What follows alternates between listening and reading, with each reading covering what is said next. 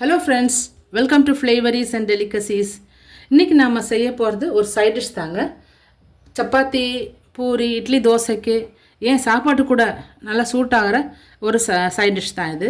இது பார்த்திங்கன்னா இந்த இன்க்ரீடியன்ஸ் எல்லாம் பார்த்திங்கன்னா இதில் இருந்தாங்க. இது வந்து முட்டை வந்து உடச்சி ஊற்றின ஒரு கறி தாங்க இது. ஸோ இதுதான் இது இன்றைக்கி நம்ம செய்ய போகிற ரெசிபிங்க. ஃபர்ஸ்ட் வந்து கடாயை அடுப்பில் வச்சுருக்கோங்க. ஸ்டவ் பற்ற வச்சாச்சு, ஹீட் ஆகட்டுங்க. அதுக்கப்புறம் நாம் வந்து ஓவனாக சேர்த்திக்கலாங்க.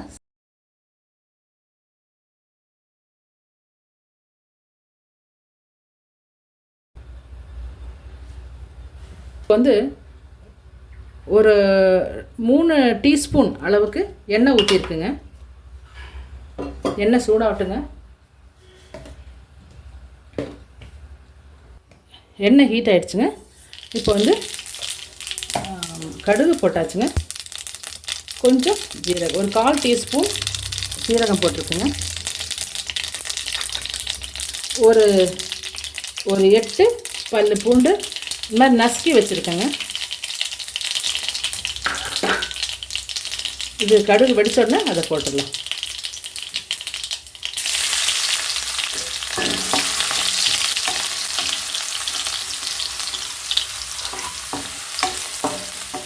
இது பார்த்திங்கன்னா வெங்காயம் ஒரு 2 வெங்காயங்க. இது 2 சின்ன சின்னதாக சன்னமாக நறுக்கி வச்சுருக்கேன். இப்போ அடுத்ததாக இது போட்டுடலாம்.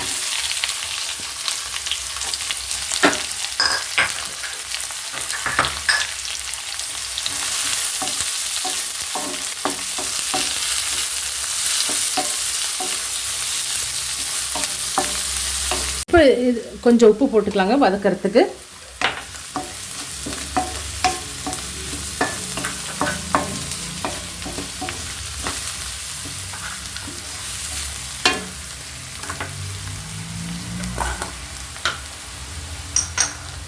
இப்போ வந்து ஒரு 1/2 டீஸ்பூன் இஞ்சி பூண்டு பேஸ்ட்டுங்க.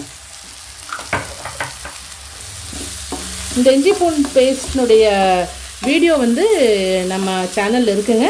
உங்களுக்கு தேவைப்பட்டால் போய் பார்த்துக்குங்க. இதை கொஞ்சம் நல்லா வதக்கலாங்க, இந்த பச்சை வாசம் போகிற அளவுக்கு.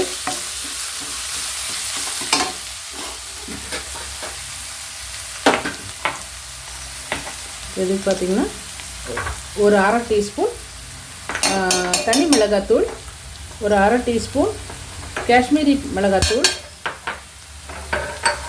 இப்போது ஒரு 1/4 டீஸ்பூன் மஞ்சள் பொடிங்க. மல்லி வந்து ஒரு 1/2 டீஸ்பூன். இதெல்லாம் போட்டு நல்லா கலக்கிடலாங்க. நல்லா மிக்ஸ் பண்ணி இந்த பொடியெல்லாம் போட்டதனுடைய பச்சை வாசம் கொஞ்சம் போட்டுங்க.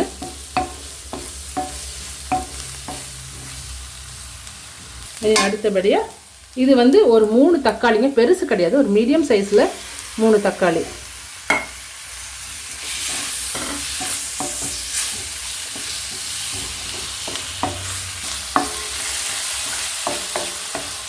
இப்போ பார்த்தீங்கன்னா இது ஓரளவுக்கு வதங்கி இருக்குங்க. இதுக்கு கொஞ்சம் கருவேப்பிலை போட்டுடலாம்.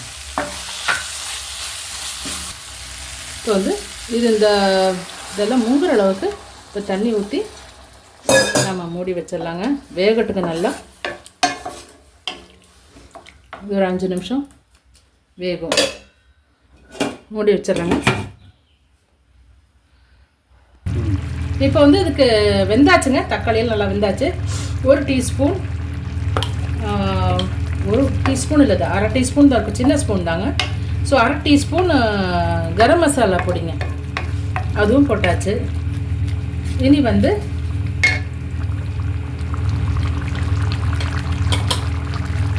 கொஞ்சம் பெப்பர், கொஞ்சம் ஒரு பிஞ்சு தாங்க, ஒரு கிள்ளளவு பெப்பர் பொடி. அப்புறம்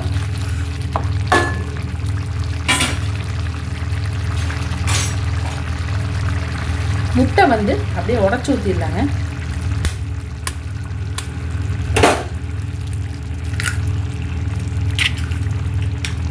இதில் வந்து 5 முட்டை வச்சுருக்கேன். ஸோ 5 முட்டை அப்படியே உடச்சி ஊற்றிட்டு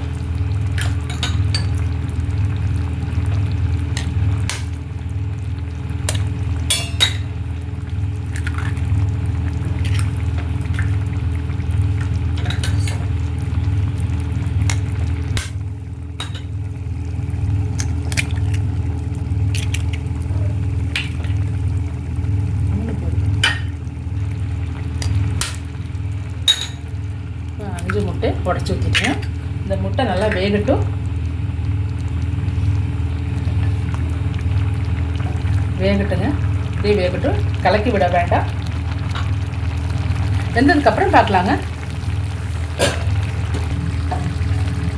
லைட்டாக அதை வந்து மேல் பாகமும் கொஞ்சம் வேகட்டும்ட்டு புரட்டி போட்டிருக்கேங்க. வேகட்டுங்க.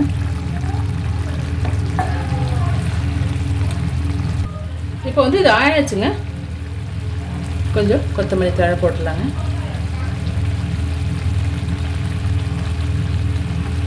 போட்டுடலாங்க.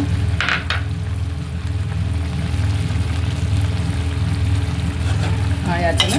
இனி வந்து இது நம்ம சர்வ் பண்ணிடலாம். இன்றைக்கி வந்து நான் சப்பாத்தியோடு தான் சர்வ் பண்ணுறேங்க.